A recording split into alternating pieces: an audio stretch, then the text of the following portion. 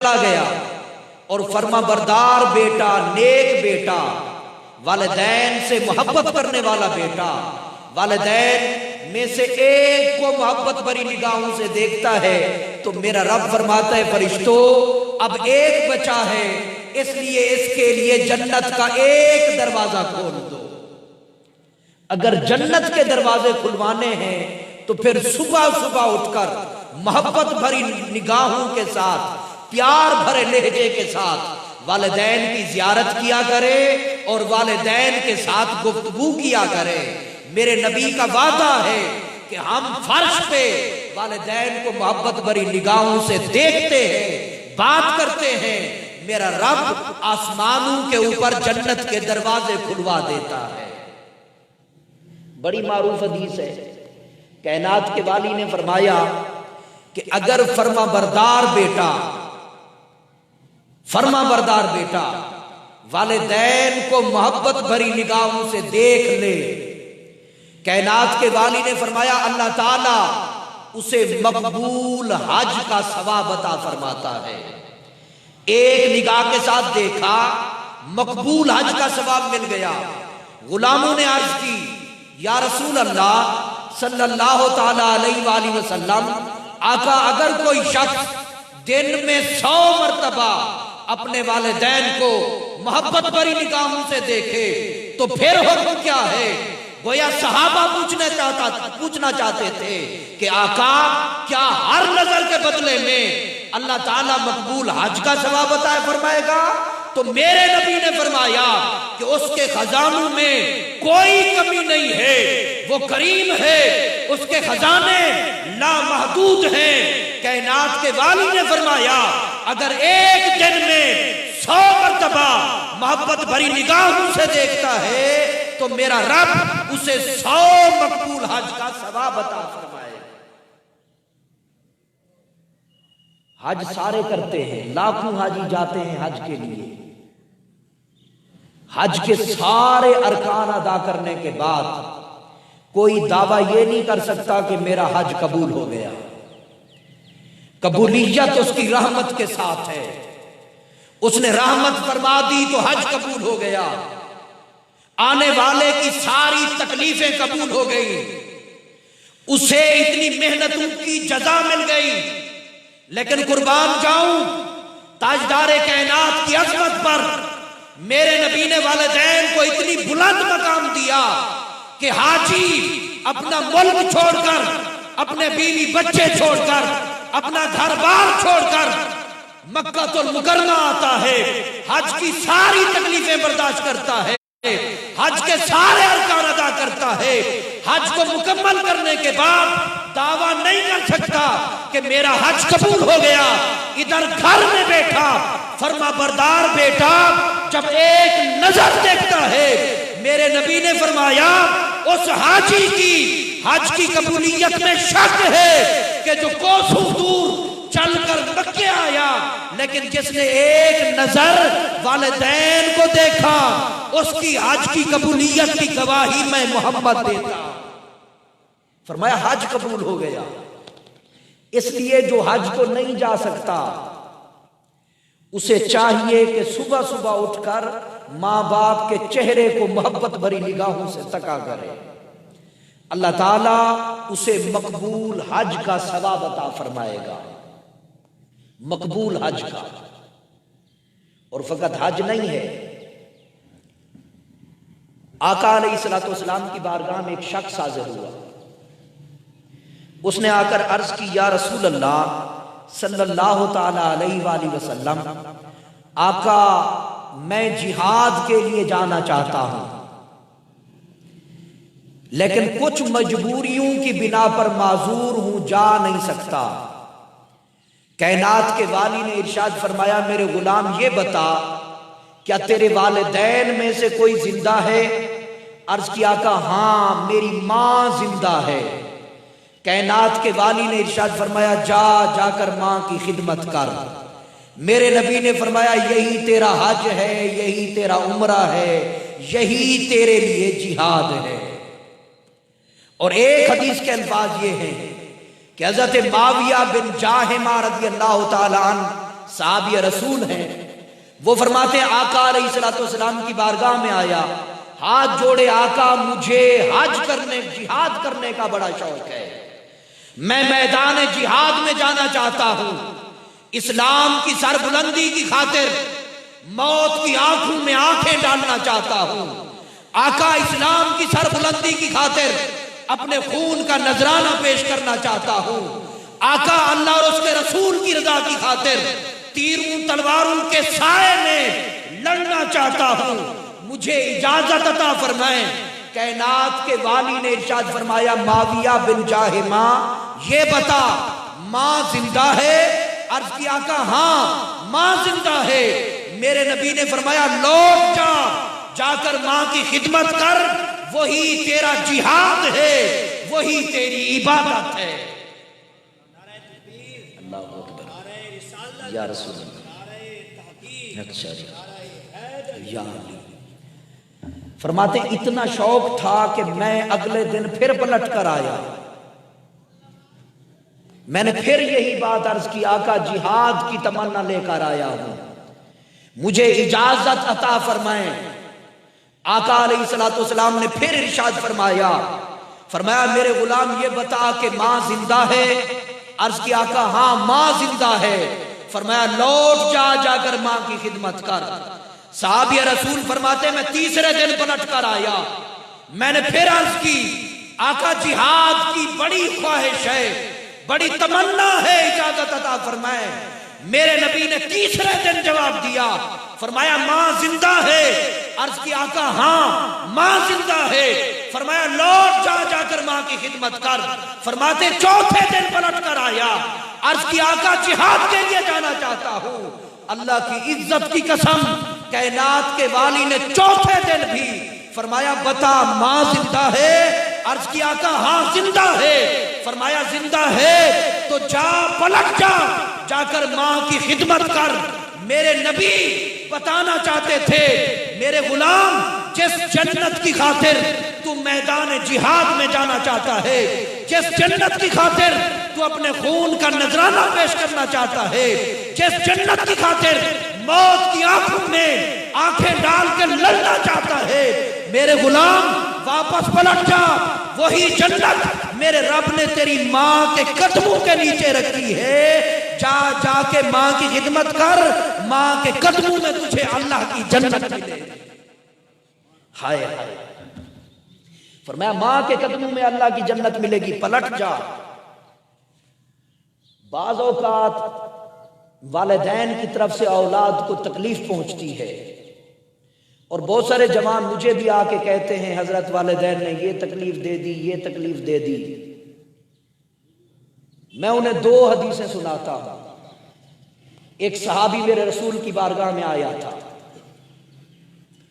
आका मैं अपनी मां की बड़ी खिदमत करता हूं, फरमा बरदार हूं, उसका हर हुक्म मानता हूं, लेकिन मेरी मां मुझे फिर भी तकलीफ देती है, मुझे गालियां देती है, बुरा भला कहती है, मुझे बेइज्जत कर देती है, मेरी इज्जत नहीं करती। आका मेरी मां के लिए हुक्म क्या है?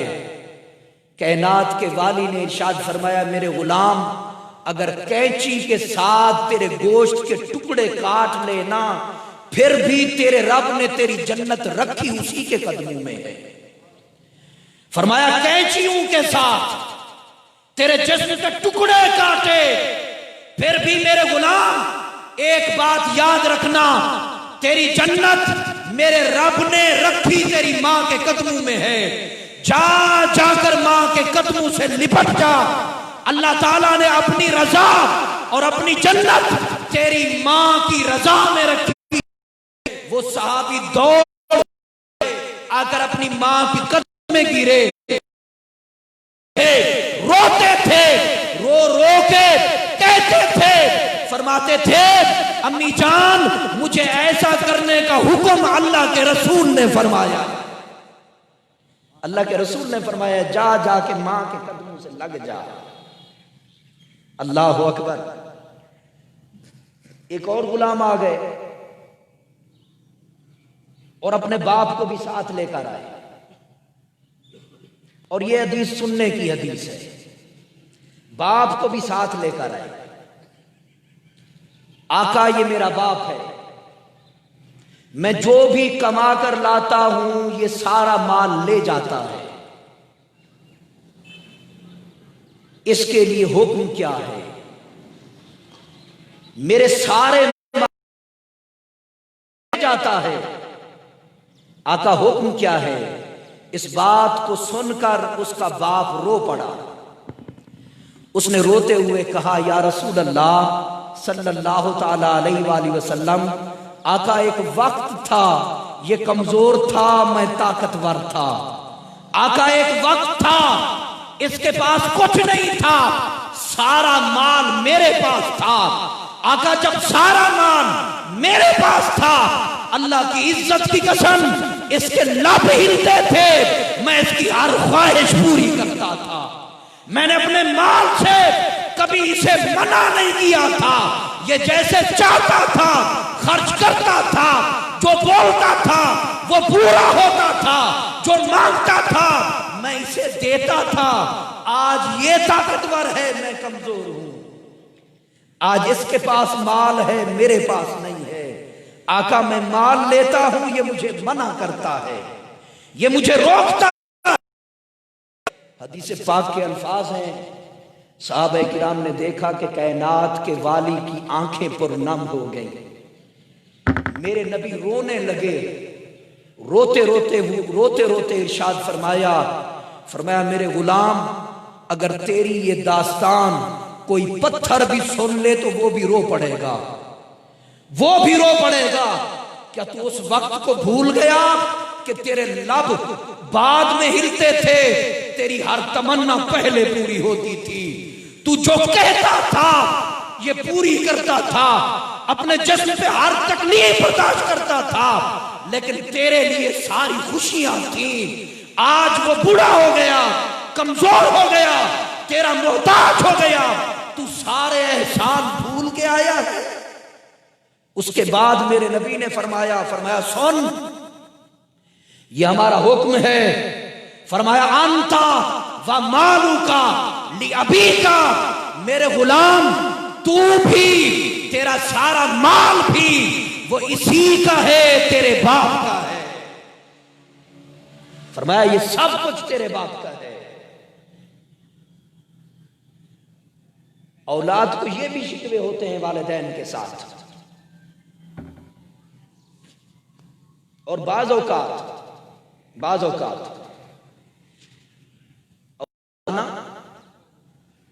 10 साल 15 साल 20 साल वालिदैन की खिदमत कर लेती है,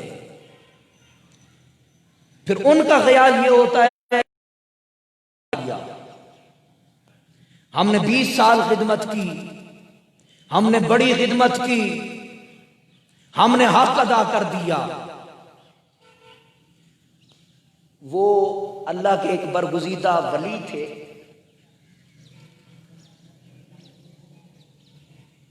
जाहिर सी बात है 5 वक्त के नमाजी भी थे। वली ऐसे तो नहीं होता कि वो नमाज ना पढ़ता हो ही नहीं सकता। तो मां अलील हो गई, और अलील भी ऐसे हो गई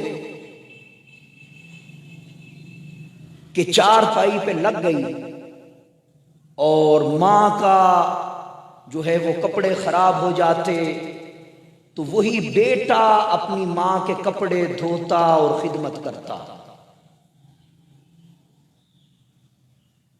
किसी शख्स को पता चला कि वो अल्लाह के वली हैं, नेक इंसान हैं, और उनके घर में हालात ये चल रहे हैं कि अपनी मां के गंदे कपड़े खुद धोते हैं।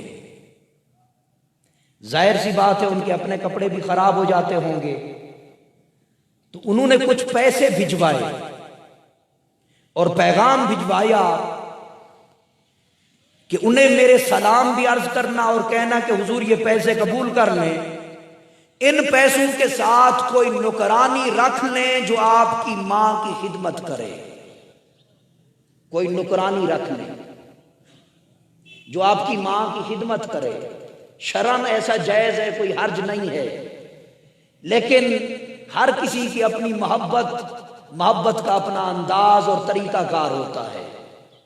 जब वो पैसे उस अल्लाह वाले के पास आए ना, उसने उस शख्स को पैसे वापस कर दिए और कहा कि मेरा पैगाम उसको देना, उसे कहना कि जब मैं छोटा था कपड़े मेरे भी खराब होते थे, मेरी मां ने उस वक्त कोई नुकरानी नहीं रखी थी, उस वक्त कोई नुकरानी नहीं रखी थी, उसने मेरे गंदे कपड़ों से नफरत नहीं की थी, मेरा जिस्म भी खराब होता था, वो अपने हाथों के साथ मेरी गंदगी भी धोती थी, मेरे कपड़े भी धोती थी। है तो वही माना, क्या हुआ कि बूढ़ी हो गई, कमजोर हो गई, अब उसके लिए मैं नुकरानी रख लूं? वो मुझसे नफरत नहीं करती थी, मैं उससे कैसे नफरत करूं?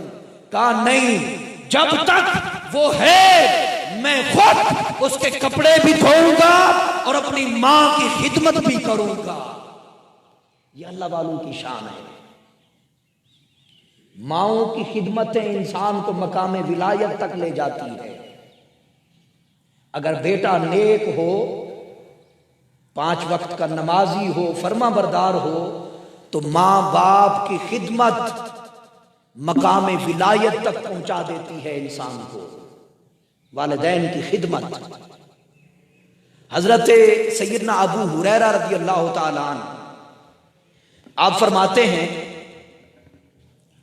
शदीद गर्मी का मौसम था और हज के अय्याम थे, लोग हज करने के लिए आए हुए थे। आप फरमाते हैं कि एक आराबी अपनी ज़ईफ़ मां को अपने कंधों पे उठा के बैतुल्लाह का तवाफ कर रहा था। अब शिद्दत की गर्मी थी और छोटे छोटे पत्थर, कंकरियां उनके लगने की वजह से उसके पांव जख्मी हो चुके थे और पसीना बह रहा था। वो मां को कंधे पे उठा के बैतुल्लाह का तवाफ कर रहा है और आवाज़ से बुलंद कहता है, दुनिया वालों सुन लो, मैं अपनी मां का फर्मा बरदार ऊंट हूं। सारी दुनिया की सवारियां मेरी मां को उठाने से आजिज़ आ सकती हैं, लेकिन मैं आजिज़ आने वाला नहीं हूं। सारी सवारियां मेरी मां को उठाने से थक सकती हैं, लेकिन मैं थकने वाला नहीं हूं। मैं फर्मा बरदार ऊंट हूं। तवाफ करते करते उसने जब तवाफ मुकम्मल किया तो उसकी नजर सैयदना अब्दुल्ला इब्ने उमर पर पड़ी, सहाबी रसूल पे। ये उनकी तरफ आया, अब मां को कंधों पे उठा रखा है, ज़ईफ़ुल उमर मां पूछना है। उसने कहा, हुजूरे वाला, जब से मैंने होश संभाला मैं अपनी मां की खिदमत कर रहा हूं, जब से मैंने होश इसी तरह खिदमत गुजार हूं। पूछना यह था कि मुझे बताए, क्या मैंने मां का हक अदा कर दिया है? हाय हाय, उसका ख्याल था कि मां का हक अदा हो गया। सैयदना अबू हुरैरा फरमाते हैं, जब उसने ये कहा ना, सैयदना अब्दुल्ला इब्ने उमर के चेहरे का रंग बदला, चेहरे का रंग बदल गया। गुस्से के साथ फरमाया, नादान तू हक की बात करता है? फरमाया, नादान तू हक की बात करता है? तू सारी जिंदगी का पूछता है? और तेरी मां ने तुझे पैदा तकलीफें बर्दाश्त की, तूने उन तकलीफों में अभी तक एक तकलीफ का भी हक अदा नहीं किया।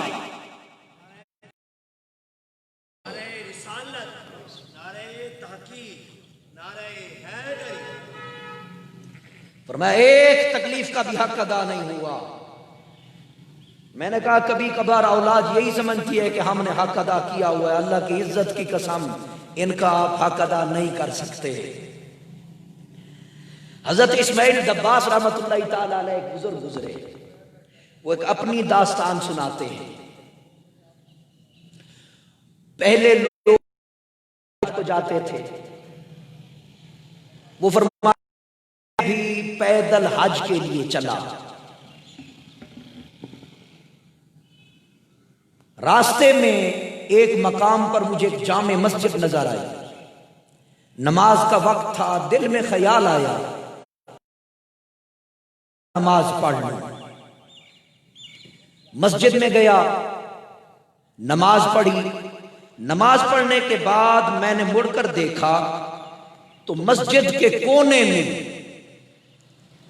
एक हसीनो जमील शक्ल वाले बुजुर्ग बैठे अपने कपड़े सुई के साथ सी रहे थे। मैंने उनके चेहरे को देखा तो उनका चेहरा इतना हसीन था कि चेहरा बता रहा था कि किसी मामूली खानदान के चश्मो चराग नहीं हैं, किसी आला खानदान से ताल्लुक रखते हैं। तो दिल में एक मोहब्बत पैदा हुई, ख्याल आया कि जाकर इन्हें सलाम ना किया जाए। हजरत इस्माइल दब्बास फरमाते हैं, इस ख्याल के साथ मैं उनके पास आया, सलाम किया। उन्होंने मेरी तरफ देखा और देखकर सलाम का जवाब दिया। सलाम का जवाब देने के बाद वो अपने काम में फिर मसरूफ हो गए। वो सुई के साथ अपने कपड़े सीने लगे। सीते सीते उन्होंने मेरी तरफ देखा, देखकर फरमाया, जवान हज के लिए निकले हो? मैंने कहा, हां हुजूर, हज के लिए जा रहा हूं। फरमाया, हज के लिए जा रहे हो? मैंने कहा, हुजूर हां हज के लिए जा रहा हूं। फरमाया, मां तेरी जिंदा है? मैंने कहा, हुजूर हां जिंदा है। फरमाया, वापस लौट जा, जाकर मां की खिदमत कर, यही तेरा हज है। फरमाते मेरे दिल में उनकी बात अच्छी ना लगी। दिल में ख्याल आया, अजीब बुजुर्ग है। मैं बैतुल्लाह का तवाफ करूंगा, सफा मरवा पे सही करूंगा, आबे जमजम पीऊंगा, फिर बड़ी बात मदीनातुल मुनव्वरा जाऊंगा, ताजदार कायनात की बारगाह में हाजिरी होगी। तो इतनी बड़ी इबादत से ये मुझे मना कर रहा है, ये कैसा बुजुर्ग है? फरमाते मैं दिल में अभी ख्याल कर रहा था कि ये कैसा बुजुर्ग है, इतनी बड़ी इबादत से मुझे मना कर रहा है। ये ख्याल मेरे दिल में गुजरा। उसने निगाह उठाई, मेरी तरफ देखा, देखकर फरमाया, जवान दिल में क्या पेच और ताप खा रहे हो?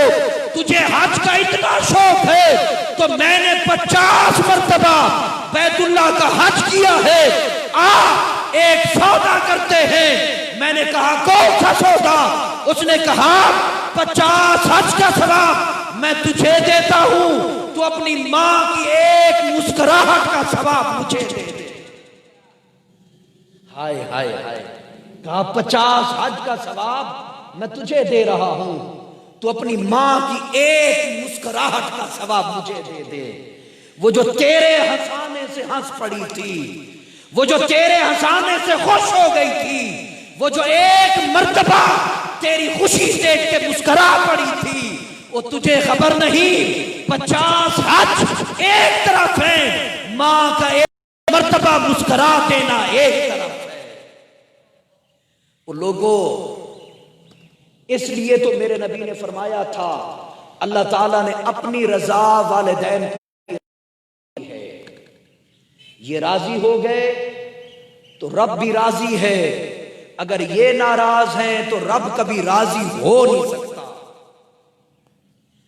और माओं के उठे हाथ तकदीरें बदलते हैं। माओं के उठे हाथ, अल्लाह की इज्जत की कसम, बड़े बड़े तोहफे। जब ये अल्लाह की बारगाह में हाथ उठा देती हैं और गिड़गिड़ा पड़ती हैं, तो इनके उठे हाथों के सदके मेरा रब तो तूफानों के रुख भी मोड़ देता है। अलविदाया व निहाया के अंदर हदीस पाक है, सामान आ गया, मैं आखिरी हदीस अर्ज करूं।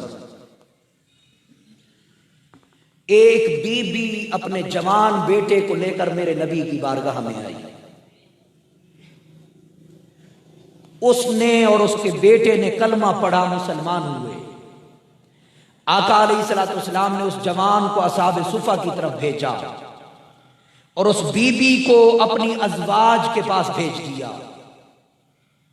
दोनों मां बेटा मुसलमान होने के बाद आका अलैहिस्सलाम के कुर्ब में रहने लगे। कुछ दिनों के बाद उसके बेटे को बुखार आया और इतनी तेज बुखार हुआ कि उसका विसाल हो गया, बेटा फौत हो गया। कायनात के वाली ने इरशाद फरमाया, मेरे गुलामों, इस जवान को गुस्ल और कफन का इंतजाम करो। गुस्ल और कफन का इंतजाम हो चुका। अब जब वक्त आया जनाजा पढ़ने का, कायनात के वाली ने फरमाया, मेरे गुलामों, जनाजा बाद में पढ़ेंगे, पहले इसकी मां को लेकर आओ ताकि बेटे का आखिरी चेहरा देख ले।